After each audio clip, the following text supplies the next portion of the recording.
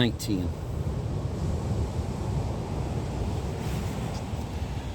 A sort of hoary riddle, Les Sophismes de Sophie by Mademoiselle Stopchen in the Bibliothèque Vous Rose series. Did the burning barn come before the cockloft, or the cockloft come first?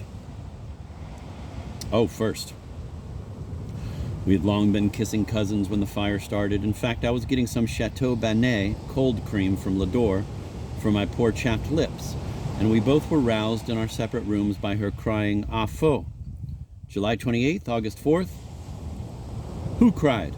Stopchen cried. Lariviere cried. Lariviere? Answer. Crying that barn flambé. No, she was fast ablaze, I mean asleep.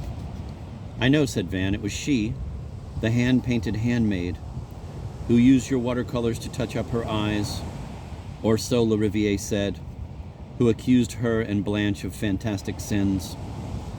Oh, of course, but not Marina's poor French. It was our little goose Blanche. Yes, she rushed down the corridor and lost a miniver-trimmed slipper on the grand staircase like Hachette in the English version. And do you remember, Van, how warm the night was? Eschobie, as if I did not.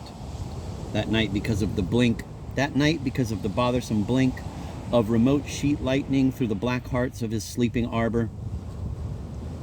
Van had abandoned his 2 tulip trees and gone to bed in his room. The tumult in the house and the maid's shriek interrupted a rare, brilliant, dramatic dream whose subject he was unable to recollect later, although he still held it in a saved jewel box. As usual, he slept naked and wavered now between pulling on a pair of shorts or draping himself in his tartan lap robe. He chose the second course, rattled a matchbox, lit his bedside candle, and swept out of his room, ready to save Ardor and all her larvae. The corridor was dark. Somewhere the dachshund was barking ecstatically. Van gleaned from subsiding cries that the so-called baronial barn, a huge beloved structure 3 miles away, was on fire. 50 cows would have been without hay, and Lariviere without her midday coffee cream had it happened later in the season. Van felt slighted. They've all gone and left me behind, as old Fierce mumbles at the end of the cherry orchard. Marina was an adequate Madame Renevsky.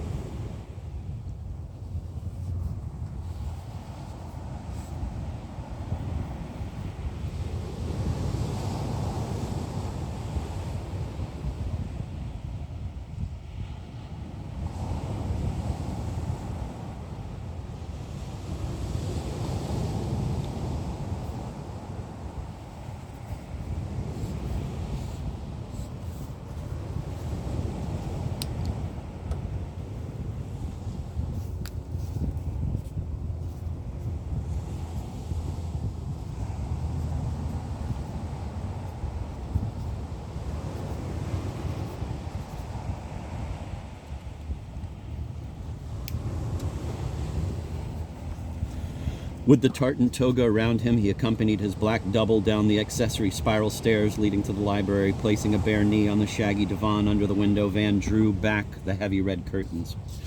Uncle Dan, a cigar in his teeth, and kerchiefed Marina with Dak in her clutch, deriding the watchdogs, were in the process of setting out between raised arms and swinging lanterns in the runabout.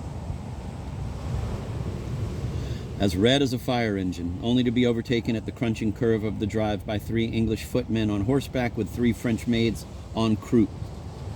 The entire domestic staff seemed to be taking off to enjoy the fire, an infrequent event in our damp, windless region. Using every contraption available or imaginable, telegas, teleseats, roundboats, roadboats, tandem bicycles, and even the clockwork luggage carts with which the station master supplied the family in memory of Erasmus Wien, their inventor. Only the governess, as Ardor not Van had by then discovered, slept on through everything, snoring with a wheeze and a harkle, in the room adjacent to the old nursery where little Lucette lay for a minute awake before running after her dream and jumping into the last furniture van.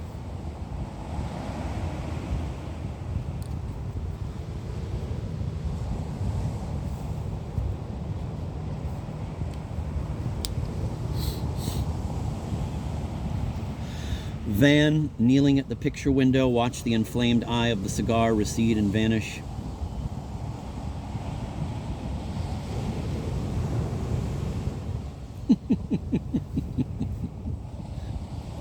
That multiple departure takeover.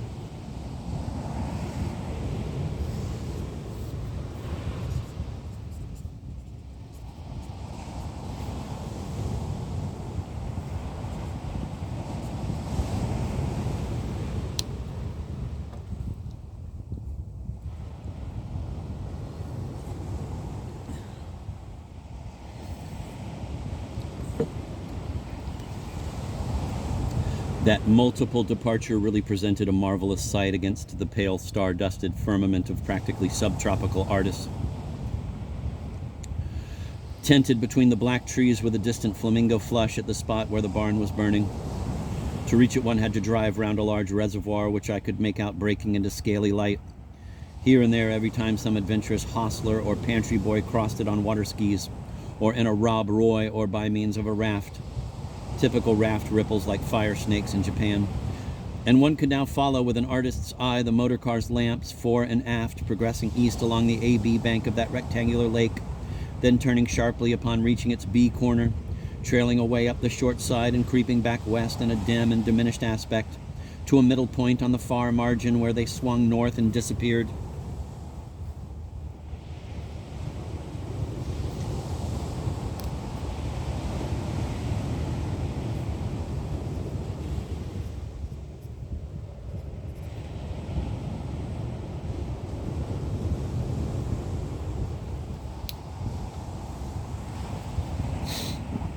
I'm going to read that paragraph again. Van, kneeling at the picture window, watched the inflamed eye of the cigar recede and vanish, that multiple departure takeover. That multiple departure really presented a marvelous sight against the pale, star-dusted firmament of practically subtropical artists, tented between the black trees with a distant flamingo flush at the spot where the barn was burning.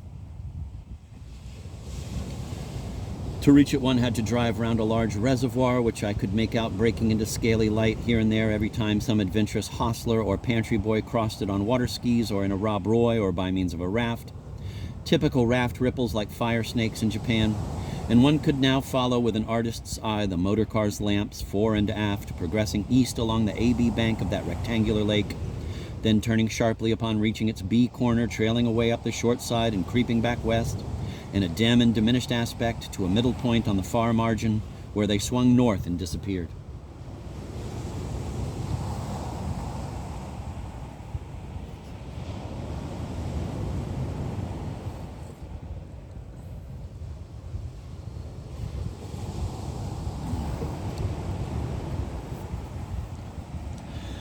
As two last retainers, the cook and the night watchman, scurried across the lawn toward a horseless trap or brake that stood beckoning them with erected thills. Or was it a rickshaw? Uncle Dan once had a Japanese valet. Van was delighted and shocked to distinguish right there in the inky shrubbery Ardor in her long nightgown passing by with a lighted candle in one hand and a shoe in the other, as if stealing after the belated ignicologists. Ignicologists, Jesus. It was only her reflection in the glass. She dropped the found shoe in a waste paper basket and joined Van on the divan.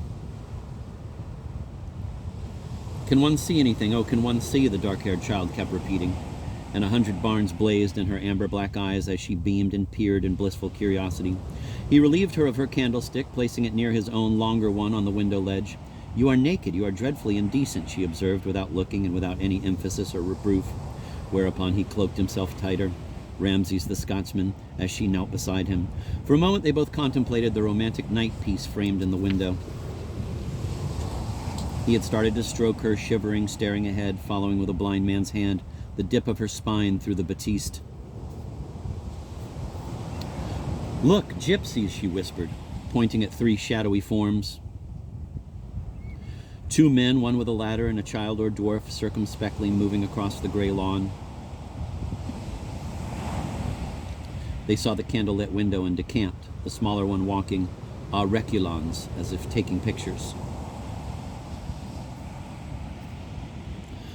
"I stayed home on purpose because I hoped you would too. It was a contrived coincidence," she said, or said later she'd said, while he continued to fondle the flow of her hair and to massage the rumple her nightdress. not daring yet to go under and up, daring, however, to mold her nates until... With a little hiss, she sat down on his hand and her heels as the burning castle of cards collapsed. She turned to him, and next moment he was kissing her bare shoulder and pushing against her like that soldier behind in the queue.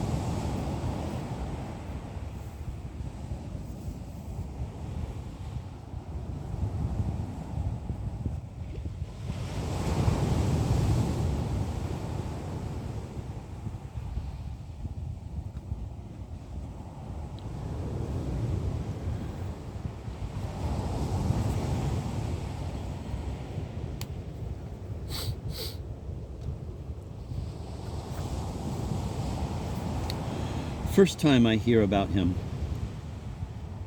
I thought old Mr. Nymphobotamus had been my only predecessor. Last spring, trip to town, French theater matinee.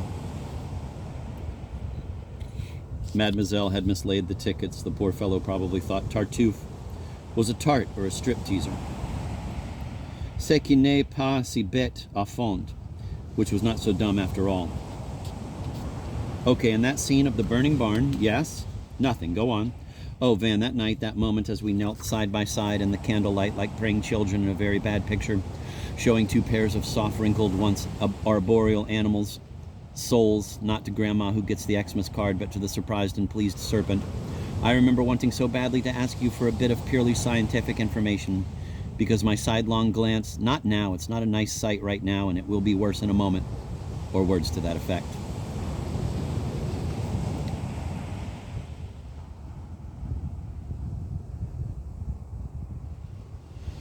Van could not decide whether she really was utterly ignorant and as pure as the night sky now drained of its fire color, or whether total experience advised her to indulge in a cold game. It did not really matter. Wait, not right now, he replied in a half-muffled mutter. She insisted. I want to ask. I want to know. He caressed and parted with his fleshy folds, partis très charnus. In the case of our passionate siblings, her lank, loose, nearly lumbus length, when she threw back her head as now, black silks as he tried to get at her bed-warm splenius.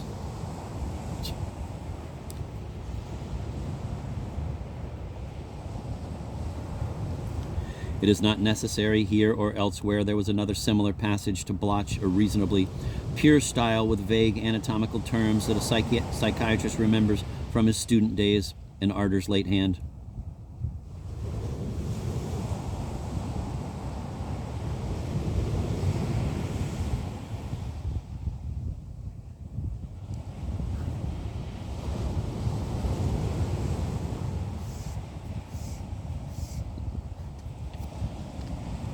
I want to ask, she repeated, as he greedily reached his hot, pale goal. I want to ask you, she said quite distinctly, but also quite beside herself because his ramping palm had now worked its way through at the armpit, and his thumb on a niplet made her palate tingle, ringing for the maid in Georgian novels, inconceivable without the presence of electricity.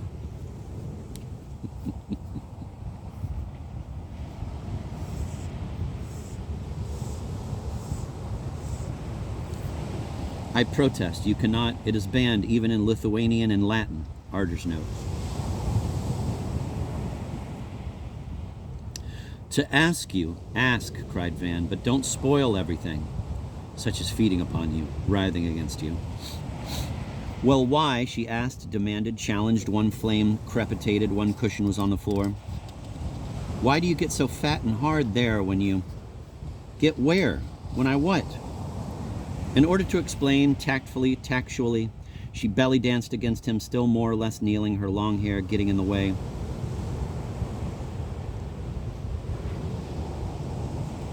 One eye staring into his ear. Their reciprocal positions had become rather muddled by then. "Repeat," he cried as if she were far away, a reflection in a dark window.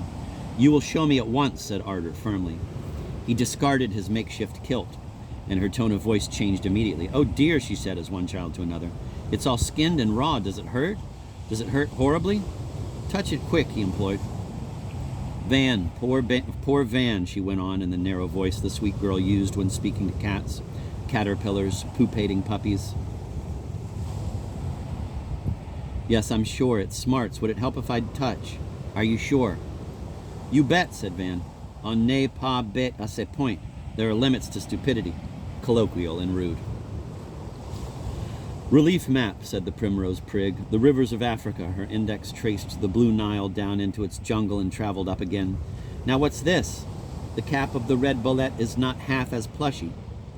In fact," positively chattering, "I'm reminded of geranium, or rather, pelargonium bloom." "God, we all are," said Van. "Oh, I like this texture, Van. I like it. Really, I do." "Squeeze, you goose. Can't you see I'm dying?" But our young botanist had not the faintest idea how to handle the thing properly, and Van, now in extremis, driving it roughly against the hem of her nightdress, could not help groaning as he dissolved in a puddle of pleasure. She looked down in dismay. "Not what you think," remarked Van calmly. "This is not number one. Actually, it's as clean as grass sap. Well, now the Nile is settled. Stop speak."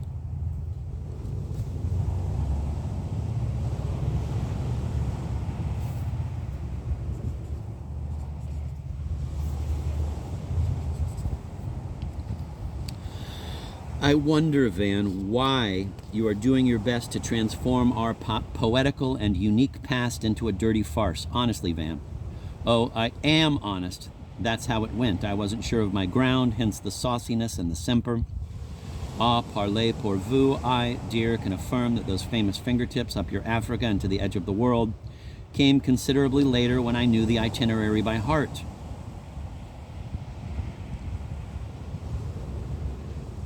"Sorry, no, if people remembered the same, they would not be different people. That's how it went, but we are not different. Think and dream are the same in French. Think of the douceur, Van." "Oh, I am thinking of it. Of course I am. It was all douceur, my child. My rhyme." "That's better," said Arder.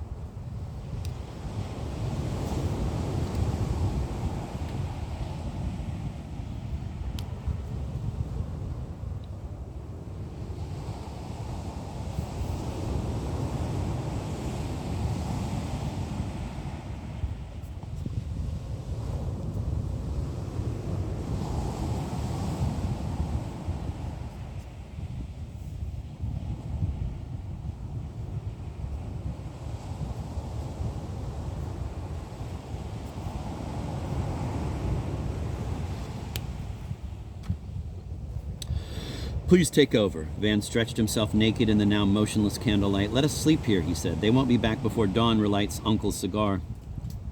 "My nightie is trempé," she whispered. "Take it off. This plaid sleeps too." "Don't look, Van." "That's not fair," he said, and helped her to slip it up and over her hair-shaking head. She was shaded with a mere touch of kohl at the mystery point of her chalk-white body.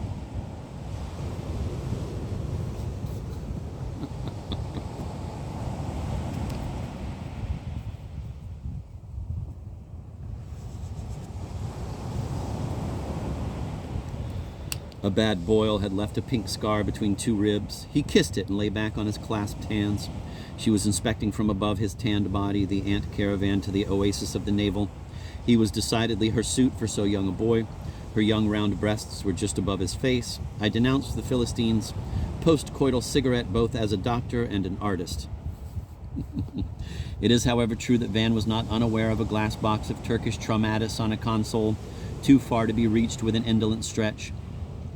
The tall clock struck an anonymous quarter, and Arder was presently watching, cheek on fist, the impressive though oddly morose stirrings, steady clockwise launch, and ponderous upswing of a virile revival.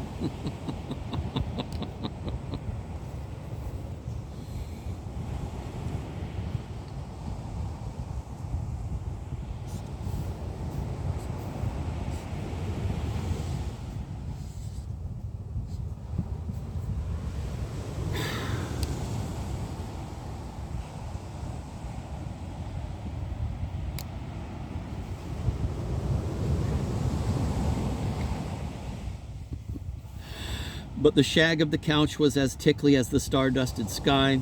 Before anything new happened, Arter went on all fours to rearrange the lap robe and cushions. Native girl, imitating rabbit, he groped for and cupped her hot little slew from behind, then frantically scrambled into a boy's sandcastle molding position. But she turned over, naively ready to embrace him the way Juliet is recommended to receive her Romeo. She was right. For the first time in their love story, the blessing, the genius of lyrical speech descended upon the rough lad. He murmured and moaned, kissing her face with voluble tenderness, crying out in 3 languages, the 3 greatest in all the world, pet words upon which a dictionary of secret diminutives was to be based and go through many revisions till the definitive edition of 1967. When he grew too loud, she shushed, shushingly breathing into his mouth, and now her 4 limbs were frankly around him as if she had been love-making for years, in all our dreams. But impatient young passion, brimming like Van's overflowing bath while he is reworking this, a crotchety gray old wordman on the edge of a hotel bed, did not survive the first few blind thrusts. It burst at the lip of the orchid, and a bluebird uttered a warning warble. And a bluebird uttered a warning warble, and the lights were now stealing back under a rugged dawn. The firefly signals were circumscribing the reservoir. The dots of the carriage lamps became stars, wheels rasped on the gravel, all the dogs returned, well pleased with the night treat. The cook's niece, Blanche, jumped out of a pumpkin-hued police van in her stocking feet, long after midnight, alas. And our 2 naked children, grabbing lap robe and nightdress and giving the couch a parting pat, pattered back with their candlesticks to their innocent bedrooms. "And do you remember," said gray-mustached Van, as he took a Canabina cigarette from the bedside table and rattled a yellow-blue matchbox, "how reckless we were, and how Lariviere stopped snoring but a moment later went on shaking the house, and how cold the iron steps were, and how disconcerted I was by your, how shall I put it, lack of restraint?" "Idiot," said Arter from the wall side, without turning her head. Summer 1960, crowded hotel somewhere between X and Ardez. Ought to begin dating every page of the manuscript. Should be kinder to my unknown dreamers.